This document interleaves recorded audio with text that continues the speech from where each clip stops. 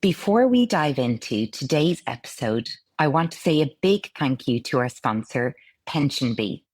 Between juggling work, parenting, the school run, and figuring out what's for dinner, sorting out your pension is probably at the very bottom of your list. But here's the thing. Future you deserves a bit of love too. That's where PensionBee comes in. They're a leading online pension provider, making it easier for people, especially single parents like us, to feel confident about saving for retirement. Whether you're employed, self-employed, or somewhere in between, they make it simple to combine old pensions into one easy-to-manage plan. Make flexible contributions in a few clicks and choose a plan that aligns with your values.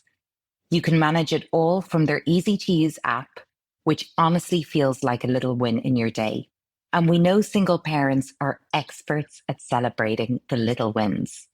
So, if you've got old pensions floating around in the ether, or you've just never got round to opening one, this is your sign. Head to pensionbee.com/UK or download the app to get started. It only takes a few minutes, and trust me, future you will thank you for it. Just remember, as with all investments, your capital is at risk. Thanks again to PensionBee for supporting this episode.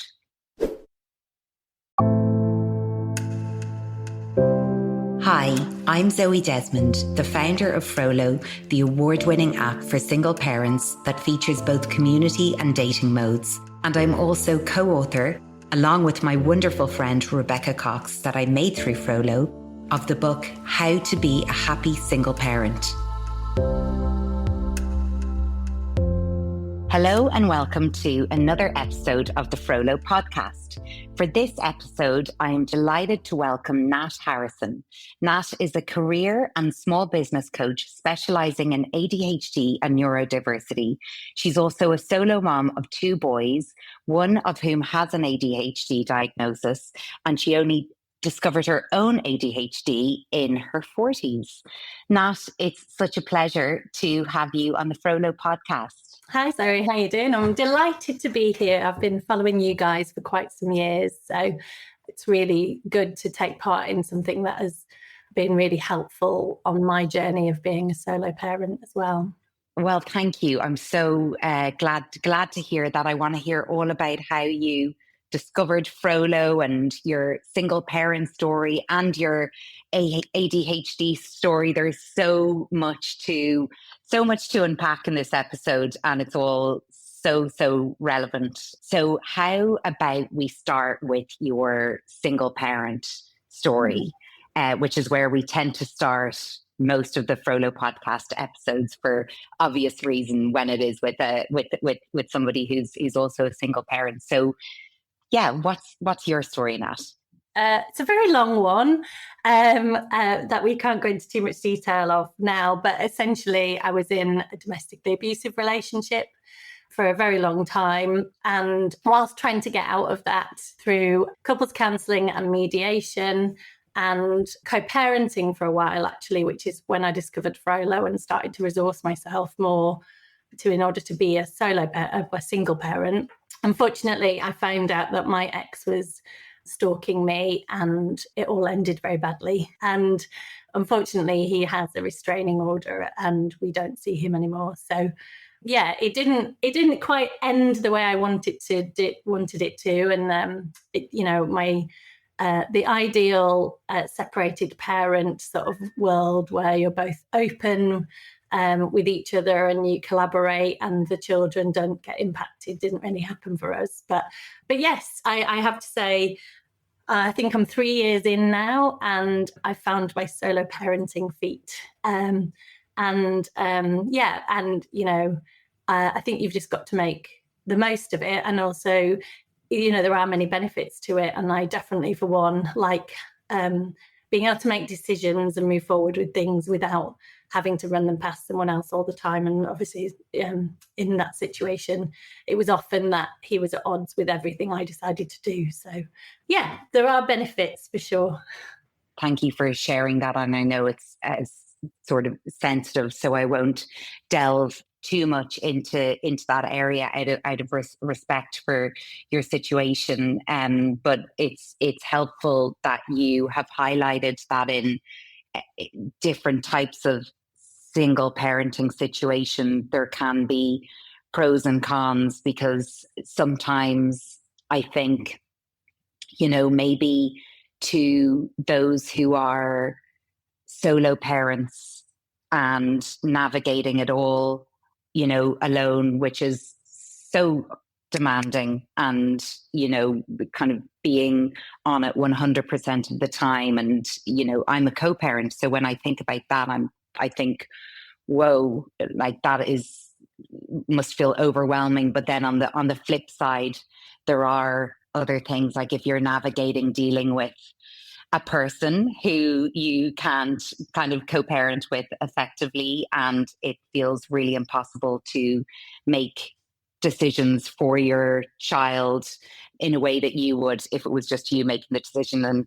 so many other things. So thank you for highlighting that. And so in turn, how old are your sons now? They're 7 and 10, and my 10-year-old is the one who has an ADHD diagnosis. So Nat, in terms of the ADHD journey in your family, because I've mentioned to you, I have had the similar journey in my family recently. So very, very interested to learn more. When did that happen, and how did it come about? It's a bit of a weird story, really, in that, so I'm nearly 50, so I was a child of the early 80s, and my mum told me I had ADHD when I was like 5. So, oh wow. And I guess because it must have been like a new thing in the US, and they had, she'd read something about it, but I was so hyperactive, she decided that was my label. And so, I had the usual things, like I didn't socialize really as a child. I was hit on the head or hit on the hand and told off repeatedly in class for speaking. I didn't like sitting down. I wouldn't sit down at people's houses. I used to, run around shops. So I was, the usual naughty kid behavior. And I guess I just assumed I'd grown out of it. At some point, I became more socialized when I was probably about 12. I started to learn how to manage relationships and have friends. And it wasn't, and I guess I just thought I'd grown out of it. When my eldest was born, though, he didn't really sleep very well at all. Like, it would take me 3 hours a night to get him to go to sleep, like breastfeeding him. And even then, he'd wake up. He was very, very sensitive, very grisly. And as soon as he started to crawl, he would just do laps of the house. And he was never interested in toys. He was only ever interested in my bleach cupboard and exploring places. And he would very much have a meltdown by 9 a.m. if we hadn't left the house at that time. So I just got used to, as soon as he could scoot, he was scooting at full pelt. As soon as he could bike ride, he was, he had bike ride before he was 3 without stabilizers. He was just off. And so we just always spent all our time outside and just used to go on long walks or go to the park. And he just had this endless amounts of stamina.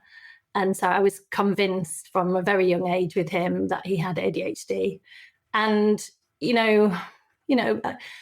my ex had no insight into it and had no time for it really. And it was something that he wasn't willing to try and get any help with. So as things moved on, I did the parenting courses, I educated myself in it. And then I was talking to my therapist one day. I think I was been about 42, so it was a while ago. And I just happened to mention in passing something about the way that I have some weird cycle with work and how I get really excited about something. And then I start putting in 12-hour days and working all the hours. And then I get really like high on work. And then I have sort of basically everything just falls apart and then I can't get out of bed. And she said to me, there's something going on here. Have you not looked into it? And I was like, okay. And she told me to go home and Google it. And I realized I had an ADHD burnout cycle happening. Yeah. And so I had a bit of a, oh my gosh, I'm 43 and I had ADHD as a child. And how have I almost forgotten that I actually have ADHD? But you see, they used to say that children mostly grew out of it. But what actually happens is you internalize the hyperactivity, I think. Definitely. And women are known to mask ADHD behaviors even more so than males with ADHD, I think. But yeah, that sounds very familiar. Yeah, that sounds very familiar.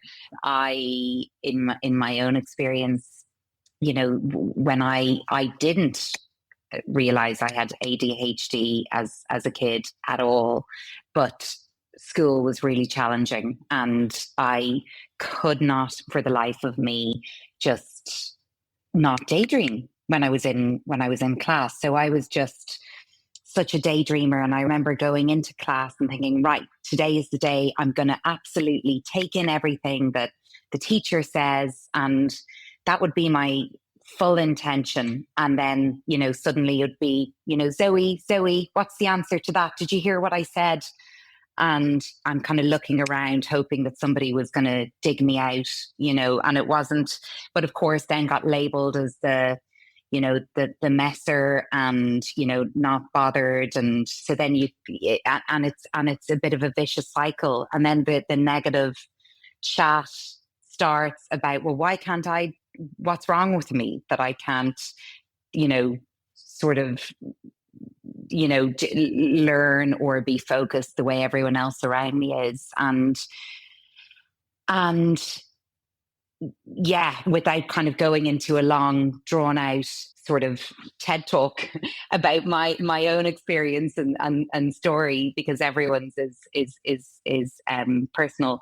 But it was when I noticed the feedback that I was getting from Billy's teachers that I thought, this sounds very familiar. And the more I've learned about ADHD just in recent years, as more awareness has grown about it, it's been like light bulb of, wow, that resonates so much with me. And I don't know if you know Fleur Emery. She was on the Frollo podcast before. She's a single mom, and we didn't talk about it on the Frollo podcast because she hadn't been diagnosed yet, but we were in touch, and we were catching up, and she said, I've just had a recent ADHD diagnosis, Zoe, and she had just turned 50 at the time, and she said it's been life-changing.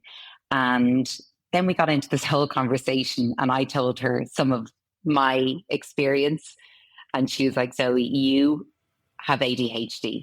What you've explained is hyper focus. What you've explained is ADHD burnout. What you've explained is, and so anyway, it was kind of connecting dots in that way. And then, but really, my son Billy, and seeing how he's experiencing school sort of catapulted me into getting my own diagnosis so that I could better be equipped to understand myself more and support him. So yeah, so it's so interesting. And it's all been recent as well. So when you got your diagnosis, then how did you immediately think, well, I need to check the kids, or how did it land with you? So I think when it comes to diagnosis, and I say this with my clients, and also this was the government's perspective with the Access to Work scheme, getting diagnosed is completely up to you and is personal preference. And there's two main reasons why you would get diagnosed. One is because you feel that you would benefit from taking medication, mainly to help you with focus. But also the other reason is, I think, if you can't settle into knowing that you have this condition or have this difference, is how we should really frame it. Yeah. And I think if you vacillate between, I think I've got it, I don't think I've got it, I think I've got it, Mm. it can leave you really, it can knock your confidence, but also you're never going to move forward from that point. So you're never going to investigate further, really get beneath the standard ADHD traits to like what actually is the nuance of you, and you're not going to understand yourself and empower yourself. So that is a reason to think about diagnosis. In my case, so I wanted my son to be diagnosed, and I started talking to CAMHS and school about it in year 2. That was a long process, right? And it stayed with school for a while, where CAMHS and school were talking, and they didn't put him on the official waiting list probably for a couple of years. And whilst that was going on, I thought to myself, well, hang on, like all the studies have come out now to show how hereditary ADHD is. You know, it's between 50 to 70%, which is, you know, if there's 2 of you and one of you's ADHD, you know, potentially both children will be neurodivergent. And it's not just ADHD, right? ADHD is just a label, but if you are neurodivergent, the chances of your children being neurodivergent are extremely high. And they've worked that out through twin studies. And so I thought, if I get diagnosed, is it going to help his cause? And so I did, and it did, because the minute I told CAMHS that I had a formal diagnosis, and also I would say there's a difference between a private diagnosis and an NHS one, because they definitely elevate the NHS one above. And I had gone on the waiting list myself for 3 years. So by this point, I was like 47 when I got diagnosed. But the minute I told CAMHS that, they put him on the proper waiting list. And he was recently diagnosed, actually. So it took about 18 months. And I would say, you know, that waiting list is very different. I mean, the ADHD review that came out last Friday, that looked at what NICE's involvement in ADHD and the NHS's policies.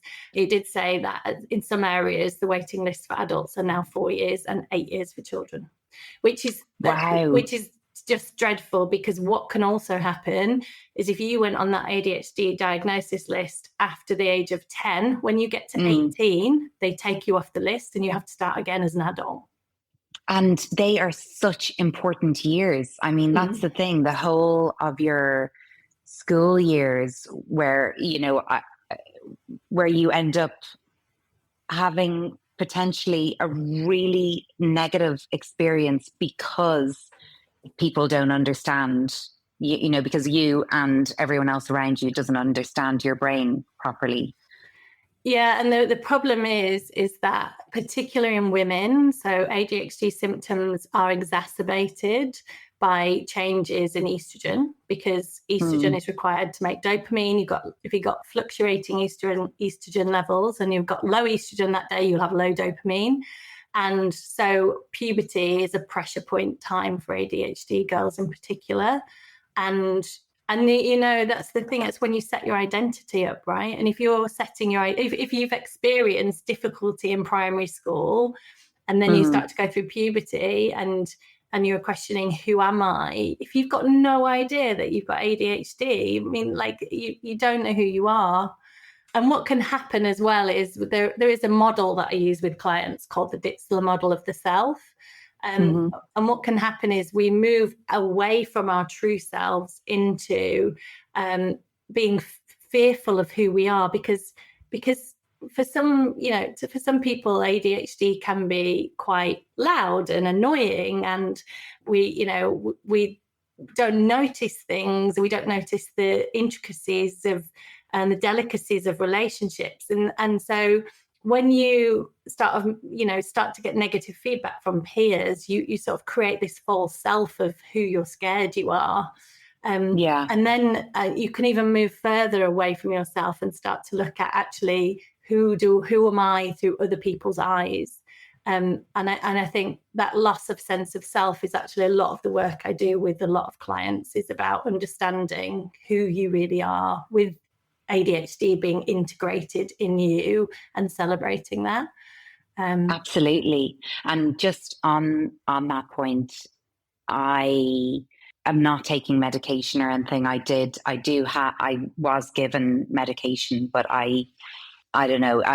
I've decided not to continue with it. But for me, the most helpful thing about the diagnosis is that I have way more self-compassion, a much better understanding of myself. If I start to kind of berate myself about something, I can kind of quickly remind myself, actually, you know, this is how my brain works, and I just need to take a breather, or just a much better understanding of myself. And I hate the idea of any child going through their childhood and teenage years where they don't have access to the tools that they need and the support around them, especially now that there is so much awareness. There is no excuse.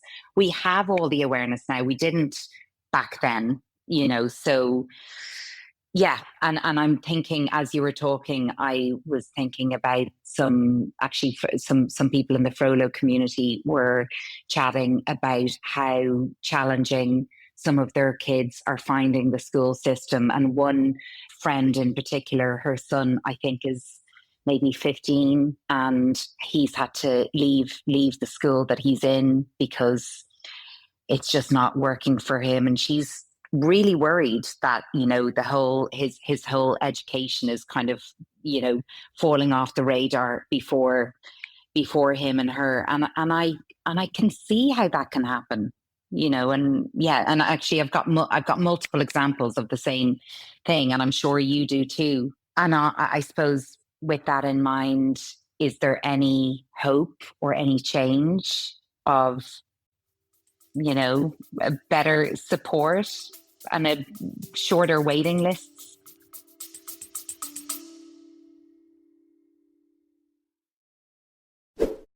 The following is a paid advertisement from BetterHelp. I want to talk about mental health for a minute. Being a single parent comes with its highs and lows, and as single parents, it's so important to make sure we look after ourselves in the process. That's why I'm excited to introduce you to BetterHelp, the online therapy service that's here to support you every step of the way. With BetterHelp, you can connect with registered therapists from the comfort of your own home. Whether you're feeling overwhelmed, stressed, or just need someone to talk to, they're here to help. Plus, as a Frollo member, you get an exclusive 25% off your first month. Just visit betterhelp.com/Frollo.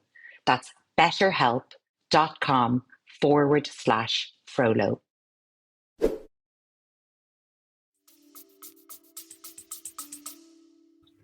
I've no idea. I mean, I would say that the report that came out last week was extremely damning, even to the point that it put a number of 17 billion at a cost to the NHS of mismanaged ADHD. So I'm hoping that this will spark some change. I mean, I would say, there is a neurodivergent movement essentially that has been gathering speed. And I know there's been some backlash on that, but I think everyone just needs to, accept that the way that schools were originally set up does not work for all children. And actually, there might be a whole new way of doing things in school, but expecting children who are hyperactive to sit all day long at a desk has never been a good recipe, right? So I hope that this will, filter down to schools. And I think ultimately, in an ideal world, all children would be screened for, not for neurodiversity as such, but actually for identifying executive functions that they struggle with. Like I know I didn't learn to read till I was 10, and no one seemed to care at my school. Like I think that's awful. And, what they did was put me in a remedial class, whereas, I went on to do a master's degree in physics. Like I didn't need to be in a remedial class. I just needed someone to help me learn to read. And and understand that I probably needed to just use a different technique that may or may not have been available at the time. I know reading now, for me with reading, it helps if I can listen to the audiobook at the same time as follow a book, and that really makes a difference to memory. But I think, if we can get to a point where we're identifying people or children who are struggling with things at an earlier age, and then there is some way of putting interventions in place. And I don't think, when we talk about this with schools, they kind of like, they've never got any money, this is gonna, but I don't think that the solutions are necessarily expensive solutions either. I think it's just about the awareness and having a strategy that even you can give to parents to help.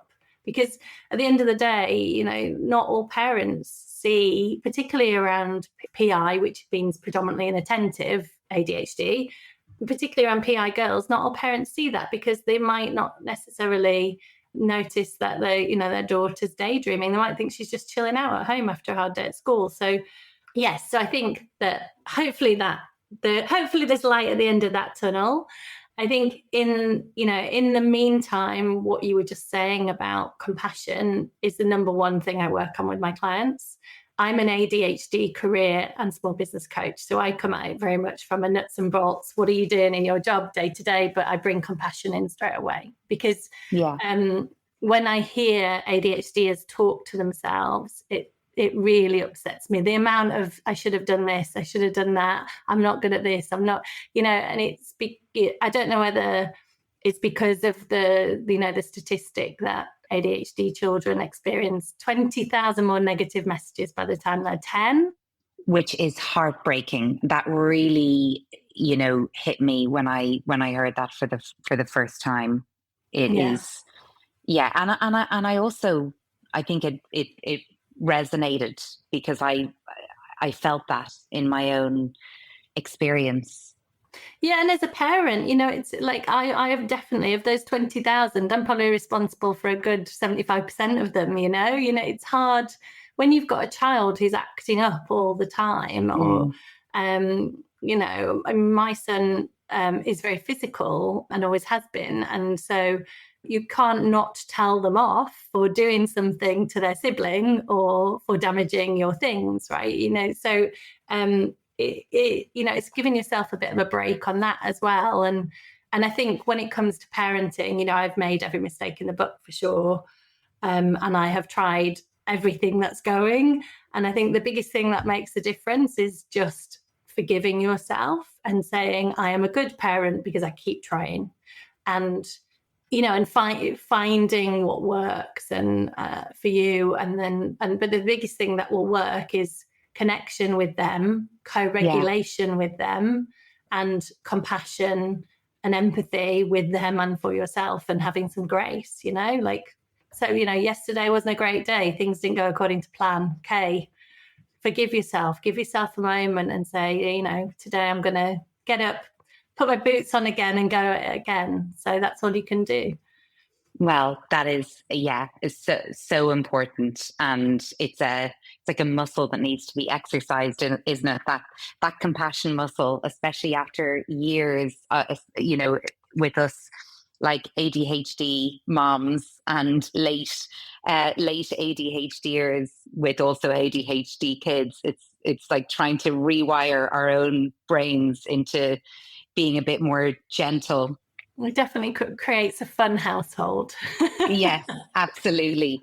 It was funny. I saw something the other day, and it was, the way your algorithm feeds you, just, now I'm being fed ADHD content all the time. But I saw a thing, and it was like, moms with their ADHD, moms with their ADHD kid. And it just made me laugh so much, because I felt like it was looking at me and my son Billy, where we're kind of just making up songs and sort of just just being kind of, there's quirky ADHD things that I didn't even realize were, now I understand, okay, we're probably both like that, because it's an ADHD thing, but which is lovely. And actually what was really heartwarming to hear recently was I was having a chat with my son's teacher and the SEN person in his school. And they said to me, I just want to let you know that we had a neurodiversity day, neurodiversity awareness day in school recently. And we asked the children to put up their hands if they wanted to share anything about neurodiversity, or if they knew anybody or had any family or friends who were, had, neurodiversity and wanted to share it. And Billy put up his hand, my son Billy put up his hand and said, I have ADHD, and so does my mom, and I like having ADHD, and so it just made me feel really, really proud of him for owning it, and for him finding his own pride, and also for sharing it as he did, and hopefully giving other people in the class, some courage and permission to, feel proud about their own sort of, what if they have their own neurodiverse things going on. But I love that we live in a world now where it's not, and actually I want to ask you what your thoughts are on the term diagnosis, because it sort of almost positions it as a negative thing, but actually it's not a negative thing. It's just a difference in the way our brain works. And there are so many positive things. Like I don't think I would be, the founder of Frollo if I didn't have ADHD. Like, I just don't think I would have in me to do what was required to get to here without having it. So I'm really grateful that I have it. And I think some of my best qualities are from being ADHD. So I'd love to hear your thoughts on some of what I rambled on about there. I would say, ADHDers, we work in sprints, not marathons. So we don't like ramp up and then, sort of like work at a constant output for the day and then ramp down. We're more sort of like immediate, sort of jumpy like this. And we can do days worth of work in short periods of time, right? And also, because of the dopamine run that you go on, which is very exciting and can get you into hyperfocus quite quickly, doing some, and it feels like you're compelled to do it from your insides, right? And that's why doing your own thing, doing your own business, having a side gig, whatever works for you, is so common among ADHDers. And in fact, I'll be talking to someone about some career coaching, and they'll say, oh, I do this, and I'm in a band, and I've got this, and I've got this side business. And then at the end, I'll say, do you have any neurodiversity at all? And they'll say, oh yeah, I've got ADHD. And I said, I knew because I can, you didn't have to explain. Variety is the spice of life for us. We love novelty, so we like starting new things, which is why we're always reinventing the wheel. And also being creative is one of the benefits. So being like an ideas person, or thinking differently, I don't like outside the box thinking, but that kind of thing, thinking about things in a new way, pushing the boundaries, are all related to ADHD interested brains. So you can see why lots of entrepreneurs are neurodivergent. Also, in the creative industries, you're twice as likely to be neurodivergent as in other sectors. So there are lots of benefits to it, right? And, Jamie Oliver's doing an amazing thing at the minute about dyslexia. I mean, and Richard Branson has been there as the poster guy for dyslexia for a very long time. Then more and more ADHDers are coming out the woodwork. I love the ADHD podcast by Paul Whitehouse and his wife, where, they've got Lee Mack, all the comedians, Stephen Fry, Lee Mack, they're all standing up and putting their hand up. So I think, that is something to be celebrated. And I think the change we've been seeing is moving away from that negative connotation of the naughty boy to moving to look at the creativity and the ingenuity, the different processing that can go with it. And the processing in the brain is different. It can be different in many ways, but often fast thinking is one thing. So that obviously is helpful for people. So when it comes to, well, the wording around it's not ideal, right? Deficit and disorder have never been sexy. Yeah. No. So, if you can change them to difference, feel free to change, decide to change, put your own label on it, I would say. I plump for neurodivergent now because the overlap with autism is so high with ADHD, it's over 50%, and also dyslexia and dyspraxia, 50% have an overlap with ADHD, and that's just recent findings. So I think we need to move to a place of people being able to celebrate different neurotypes, and I think, it would save the NHS vast amounts of money if we didn't need a diagnosis, but there needs to be changes in the schooling system and changes in the workplace to support all, to support neuroinclusion. Absolutely. And that might be, I worked at JP Morgan for 15 years before I had my coaching practice. And I went to the Neurodiversity in Business conference lately, and JP Morgan were a keynote speaker. And their policy is, if you want some assistive technology to help you work, you don't have to ask your manager. You don't even have to tell your manager there's anything going on. They've got a central line you call, and you just explain what you struggle with, and they will get that hooked up for you straight away. Large companies, can negotiate software deals with assisted technology. It costs them nothing compared to what it's costing you when you are burning out and not being productive at work. So that cost of neurodivergent burnout we don't have a figure on it at the moment, but it's got to be huge. I mean, for me, I had 2 really serious burnouts, and the last one I resigned and left my career behind in investment banking. So, that cost to businesses is huge. Absolutely. And then also being a solo mom, and, that the burnout impact on your, the pressure that puts on you. It's really, it's really serious and something that needs to be addressed. And I know that in the Frollo community, there are so many single parents to, so many neurodivergent single parents and single parents to neurodivergent or SEN kids. So it is, it feels like we really have to do something, very urgently. So if someone is listening to this episode today and thinking this resonates, they're a single parent, they're thinking, I'm convinced I'm ADHD, or I'm convinced that, my kid may have it, but they're thinking about the long NHS waiting list times and wondering what they can do or should do. Do you have any advice for them? Well, the first thing is, don't do what I do and sit and wait for the waiting list to drop. I think I had a fear that if I was able to support my son better and help him manage his symptoms more, that then by the time he got to diagnosis, they'd just say, sorry, it's not severe enough.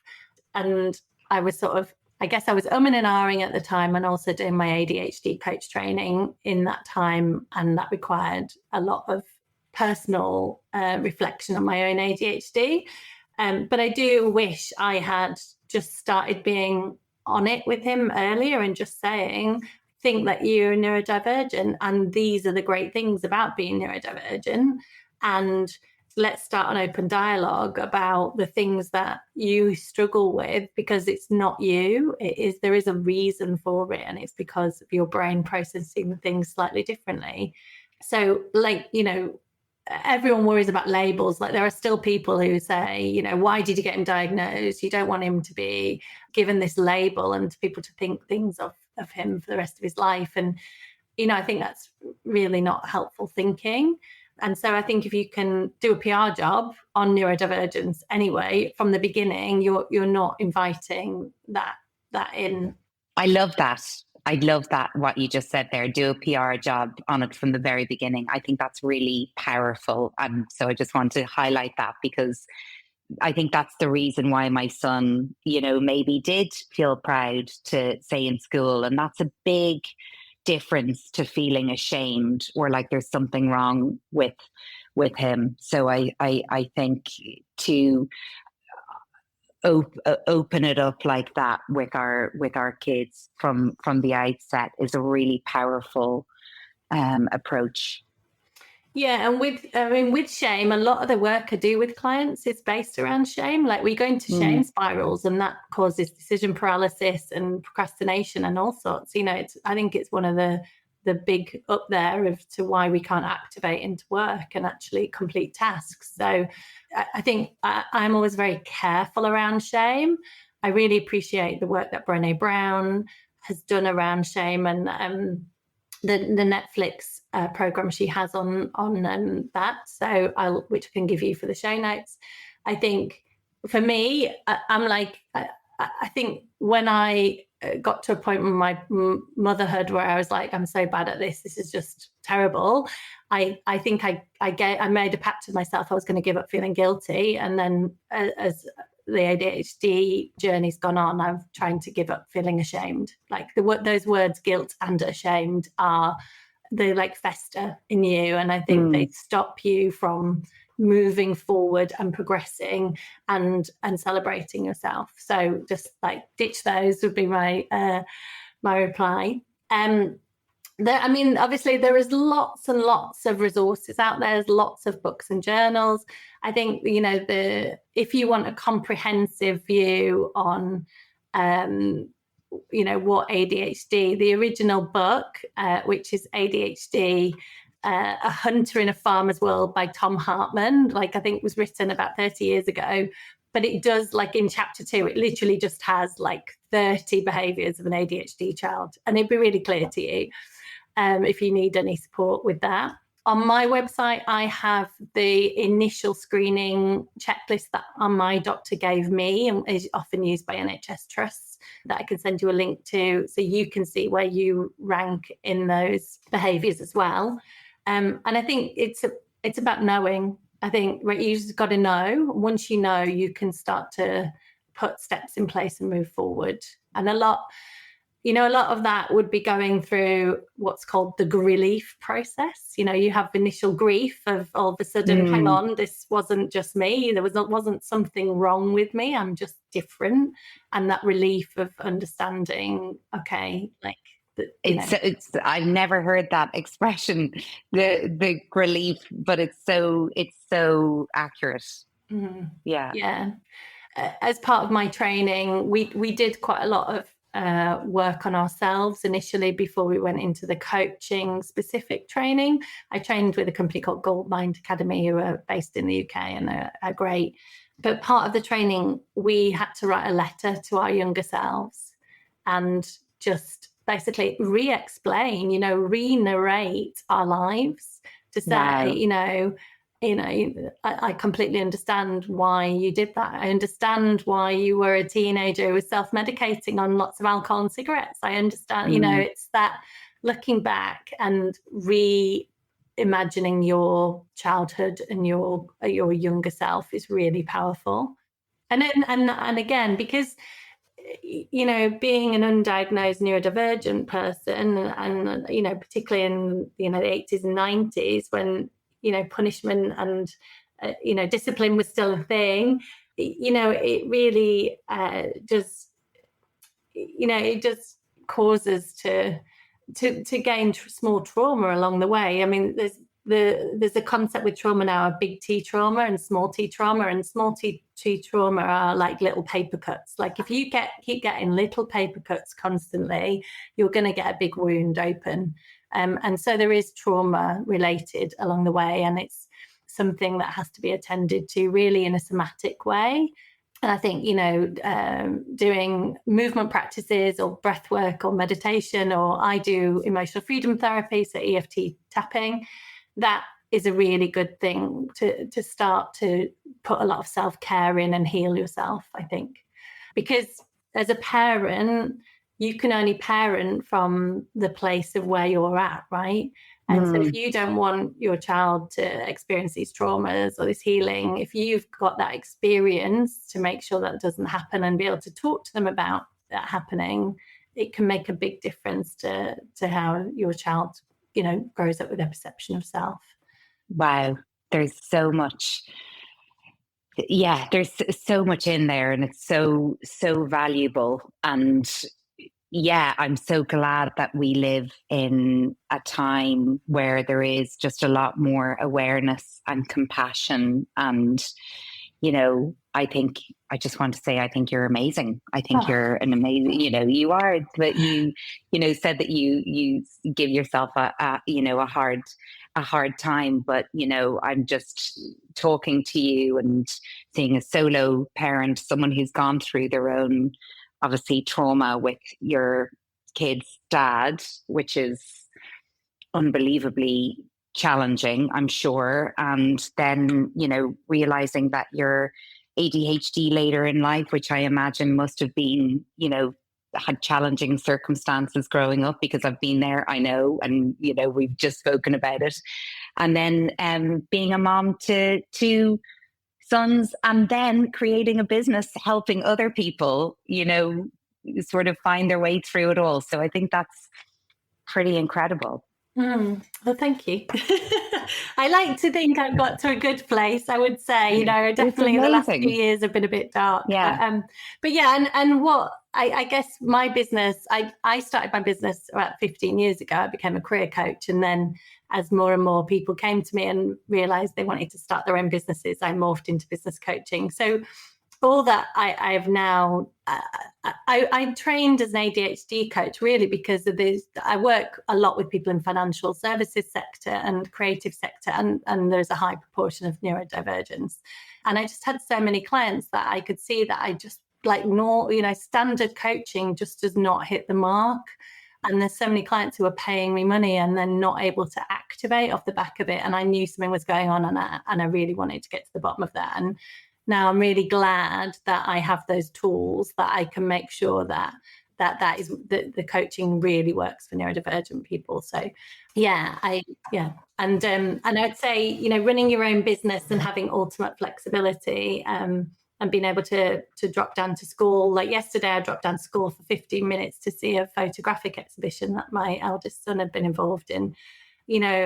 I'm so grateful I can work from home. I'm so grateful that I can be really involved in my kids' schooling. And I'm so grateful that, so many people have been supportive around us, and it really does take a village, doesn't it? So it really does. It really does. Well, Nat, thank you so much. I've really, really enjoyed and appreciated today's conversation, especially it being close to my heart, as I say. And how can people find you? What is the best way to connect with you? So my company's called Ayama Coaching. That's AYAMA Coaching. And I've got loads and loads of blog posts up there, actually. One of my favourite downloads is a morning journal, which can help everyone start the day regulated. But I write a lot about ADHD and the diagnosis process. And as I mentioned, the assessments on there too. So head over to my blog section or resources section of my website. On Instagram, I'm at Ayama Coaching as well. And more podcasts. I'm doing lots at the moment. I'm really enjoying this format. So thank you so much, Zoe, for inviting me on. I love chatting to people. I'm getting paid for it as well. So it's brilliant. Well, really, really lovely to connect, Natalie, and keep the great work up. It's so important. And thank you everyone for listening to today's episode of the Frollo podcast. And that's a wrap for this week. I hope you enjoyed this week's episode. If you did, then I have one small favour to ask. Please can you take a minute to subscribe to the Frollo podcast and give us a rating and review? This really helps other single parents who might benefit from it find us. The Frollo app, which is fully user verified for user safety, is available on the Google Play Store and the App Store, and you can find out more info and download links at www.frollo.com or follow us on Instagram at Frollo app. And you can purchase your copy of our book, How to Be a Happy Single Parent, at all the major book retailers. Until next time, have a great week.